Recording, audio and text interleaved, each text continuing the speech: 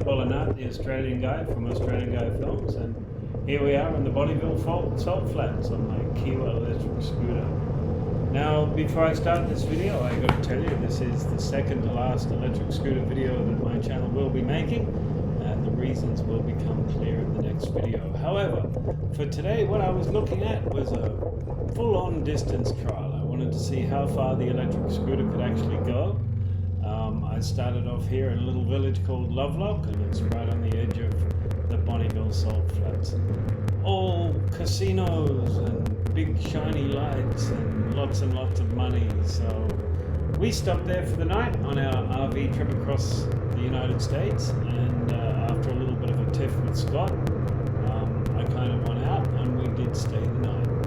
In the morning I left an hour or two before him just so I could get down to the salt flats and do my little ride without holding him back too much, and as it turned out the timing was pretty much perfect. So here we are just after sunset. It's about a 4-mile ride from where we stayed for the night to the beginning of the salt flats, but that didn't bother me. That was all still pretty flat, so it didn't change much at all. I have sped this film up because I'm posting the entire film on this today, but instead of having a 2-hour trip, we're going to shorten it down to about 18.5 minutes for you. So here we are, getting to the beginning of the Bonneville salt flats, and from just round this curve, it's 49.5 miles of dead straight road. The road does, 59 miles of dead straight, unchanging. The elevation doesn't change, the road surface doesn't change. About the only thing that changes is down the other end you see a bunch of signs saying "Brewery drivers meet God." In other words, if you're tired, you shouldn't pull over. I didn't have such problems. It's first thing in the morning. It must have been a bit of a sight. Not many people, I guess, drive across the salt flats on an electric scooter, but I really wanted to test and see what Qiewa was offering. Now, full disclosure, I was doing this in second gear the whole way, and I tried to keep the speed between 20 and 25 miles an hour. I should have or could have done it in first speed with the eco button pushed on, but let's face it, when you're going that slow, it really is bloody boring, and I didn't want to do this for 5 or 6 hours. I wanted to get the trip done in a couple of hours if possible. And being just under 60 miles across, I figured I could do 50 miles in a couple of hours, and if it did do the 60 miles like Qiewa suggested, then I'd get all the way across in one shot. However, you're going to have to wait to see the end of the video to see how far I actually got. What I can tell you is it was a really pretty ride. Not very interesting on a technical basis because it's just a long, flat stretch of road, but there were a few things on the road that I needed to avoid. Stuff falling off trucks, I feel like. But I had a bottle of water tucked into my jeans, rolled up, and another one in my pocket. I was wearing my full safety gear, my armor shirt, my gloves, my helmet, and of course I had a couple of GoPros, one on the front, one on the back. Unfortunately, the back footage, I forgot to turn the thing on until later on in the video, so you get an idea of what it looked like from the back a little later on. So I did want to go down onto the salt flats and have a see how it ran on the salt flats, and I must say it performed pretty good. The knobby tyres, always with the knobby tyres, they're always a benefit. However, the scooter was sinking about 2 inches down into the salt flats, and I knew that would drain the battery really quickly, so I decided that going down for the experience was enough, and then back up on the road to actually do this distance test.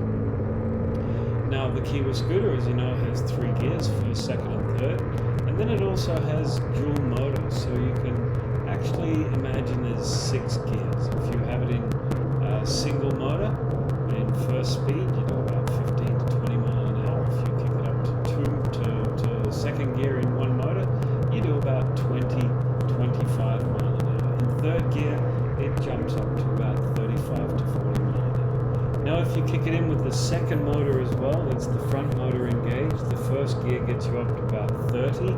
The second gear with dual motor gets you up to around 35-40, and with dual motor and third gear, I've managed to have the scooter up to about 47 miles an quite got to the 60 that they said you could, but I do weigh just under 200 pounds, and I've never done it on a flat surface before with no wind. There was always a little bit of hills and curves and a little bit of breeze that slowed me down. But unfortunately for this day, it was a one-shot run, so there was no way I was going to be able to charge the battery up to do another run to do a speed test, although this, I guess, is the place to do it. If I had been smart, I would have done me a Bonneville speed test on an electric scooter. Maybe nobody's actually been out here on an electric scooter before to do a proper speed run. But anyway, I was committed this day to do my distance run, and as you can see, it's just long and flat. The trucks were really good. They did give me lots of free space. They all went around me. Nobody was tooting horns or throwing water bottles or yelling abuse. It wasn't too hot this time of day. I think I left around 6 or 7 o'clock in the morning, and it was quite a nice run down this road. Now just there on the right hand side is a rest stop, and it's approximately 10 miles down the highway. So that'll give you an idea of how far we've gone so far. You add that 3 or 4 miles from the hotel to the Bonneville Salt Flats, so we're at about 14 miles at this point. And like I say, I've sped this up, and I sped the film up 6 times. There will be a few spots during it that it slows it back down again to show you how quick I was actually going. But let's be honest, nobody's going to watch the full 19 minutes of this video anyway. So why would I keep it at real speed and have it as a 2-hour video for you? That just doesn't make any sense whatsoever. But it was actually a really pretty day. I had sold my RV, as most of you that have seen my other videos may know, and the guy I sold it to lived on the East Coast, and I lived in California. So he asked me if I would mind to deliver it across to Washington DC for him, and of course he paid for it first, and he paid all the bills to go across. So I said yes, why not? And for the first few days of the trip, Scott was actually with me. That's why I got to do this trip. And knowing that I had a chase car following me down the road, all I had to do was get to a point down the highway that I was pretty sure that I was going to run out of batteries before he got there, and then I could give him a call and he could head off and come down the highway at 60 or 70 and catch up to me without leaving me in the desert for too long. Now, anyone that's been to the Salt Flats will know that it is just a long, straight, dead flat stretch of road. But they also go off onto the Bonneville Speedway, which, because it's a salt flat and it is long and flat and wide and dead straight, they do speed tests. And fortunately for me, when I did go out on the salt, it worked fine. I don't think I'd go there very much, and I don't think I'd go there very often, and I don't think your scooter would last very long once you've done it. However, I had to do it because I was there, and I'm unlikely to go back there again, so I took every opportunity I could. Now, the salt was actually a little bit soft, a little bit damp.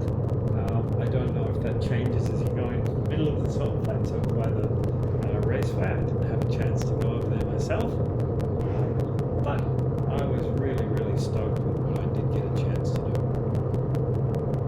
So with all of my videos, I always suggest that me just sitting here going blah, blah, blah, blah, blah is kind of crazy. So if you're enjoying the video, then stick your favorite music on, push back, rewind, and enjoy the show. The scenery is beautiful. I bought this with a GoPro Hero on the front of the scooter, and I have a GoPro Black sitting on the back of the scooter. I also had a Osmo Pocket in my pocket, and a little later on I do stop once the battery runs out. While I'm waiting for Scott and Chili to catch me up, I will actually tell you a little bit about the salt flats. But here we keep going, and believe me, it's boring for you. How boring do you think it was for me doing this? It took me 2 hours to drain the battery on the scooter at about 20, 25 mile an hour, 30 mile an hour at times.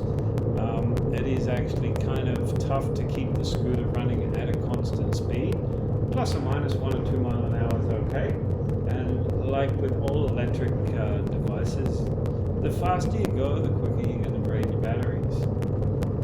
Now while I was doing this, the battery indicator on the gauges pretty quickly drops down from the first bar down to about halfway, and that's typical for a lithium-ion battery curve. It's got a pretty quick drop off to start with. It gets to the mid-range and then it stays flat for an awfully long time. Not only that, as it drops down, it will also stay on a lower indicated level for quite some time. So unlike a regular lead acid battery that has a pretty quick drop off and then it gets down to about a third or a half and then it stops. But before it stops, it lets the device go a little bit slowly. But with the lithium, it's a little bit different because it has such solid power in the mid-range. It will keep your battery indicator on about half full for a lot longer than you might imagine. Then when it drops down to a quarter or a third full, it will hold it there for quite some time. And because they're lithium-ion batteries, they don't taper off in the end. It's not a bit of a jump start. It kind of just stops. Now, as you'll see towards the end of this video, mine didn't just stop. It kind of, the Qiewa is kind of strange. It stops, but then it starts again after a minute or two, and lets you go another squirt down the road. But once it starts doing that, it pretty much starts done. Now, like I said at the beginning, this is going to be the last of my real Qiewa videos. Unfortunately, I didn't do anything. Unfortunately, when the Qiewa was delivered to me, there's a spacer washer in the front forks that was missing. This allowed the wheel to twist, which allowed strange pressure on one of the forks, which damaged the fork quite considerably, and the suspension module of the fork failed. So Qiewa was very generous with their warranty process. They recognized that it was a manufacturing fault, and so they sent me a new set of forks. Unfortunately, the forks they sent me were not the same forks that the Qiewa Qpower comes with at the beginning. So I installed the new front forks, but unfortunately the brake module, the brake clamp, will not fit on the front forks as they were delivered. There was absolutely no way the front brakes were going to fit, so on this ride, the front brakes were actually disconnected from the scooter. Now unfortunately also with the front forks, the new front forks, there's a set of screws that were holding on a bracket that is used to hold on the brakes. And unfortunately, these screws faced inwards on the scooter, not outwards on the scooter. So as you'll see in my next video, I was scooting along the road in Georgetown in Washington, D.C. And there was a little bit of a twist on the wheel, and then the brake disc actually got caught in the little screws, and the front wheel locked up, and I almost went arse over handlebars into traffic.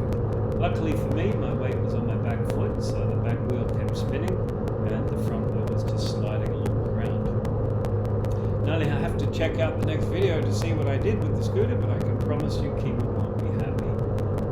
It's not that I destroyed the scooter basically destroyed itself when I was a couple of miles away from the place that I was staying and flying out of the country in a couple of days. But anyway, enough about what's in the next video. This one's all about this video, and this video is a distance test with the Qiewa electric scooter. And here we are on the Bonneville flats, and we're 25 miles plus the 4 miles to get there, so 29 miles into this distance test off a single charge.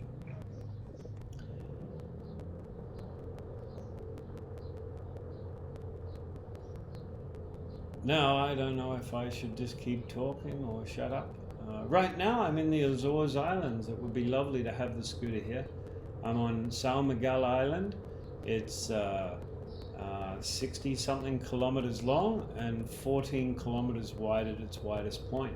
It's only about a 10-minute car ride across to the main city, and I'm staying in a little village called Praia dos Moinhinos. I know I'm pronouncing that wrong, and I apologize to all my new Portuguese friends, but unfortunately I've only been here a week, and it's a tiny little village. There's almost nobody to talk to. It's not quite true. The beach fills up with people during the day, but most of them are tourists, and German tourists and families and Canadians and all kind of crazy stuff. So I'm kind of staying away from that and trying to wander around the area where I'm at and get some good drone footage and footage of the ocean and the beautiful buildings here. If you've never been, the Azores Islands is halfway between the east coast of the United States and Europe. It's a little more than halfway, I guess, and it's absolutely spectacular. Lots of fresh fish to eat, lots of nice dairy products, beautiful people, very friendly people, and quite reasonably priced. For all you coffee addicts, for a coffee, it's only €1, and that's in a reasonably expensive hotel restaurant. So I can't wait to get out of this little tiny village and into a slightly bigger village that has an actual cafe, and to go and have a look and see what that's like.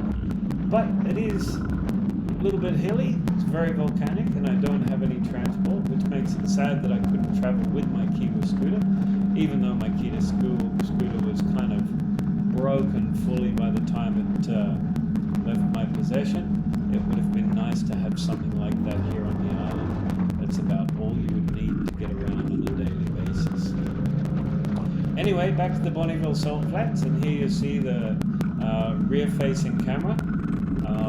I am wobbling around a little more than I thought I was, but it looks like that's because we're starting to run low on power.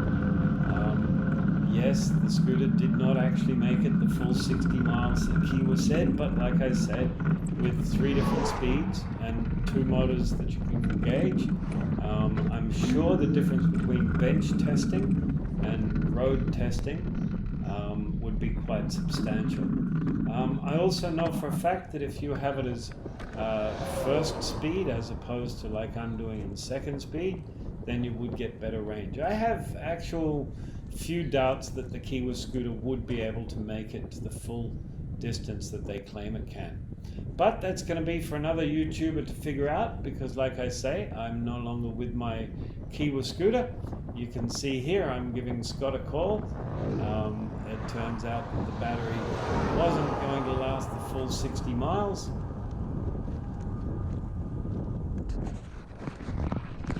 So about 37 miles we did on full charge, and that was in second gear, and I kept the speed roughly at around 20 to 24 miles an hour. Here we are at the end of another video. I hope you've enjoyed it, watching it as much as I enjoy making them for you. If you do enjoy my videos, please subscribe. It costs you nothing, but you're just telling YouTube that maybe one day they need to pay me something, and then I can continue to travel with my dog Chili and make more videos for you. So like, share, subscribe, and we'll see you next time.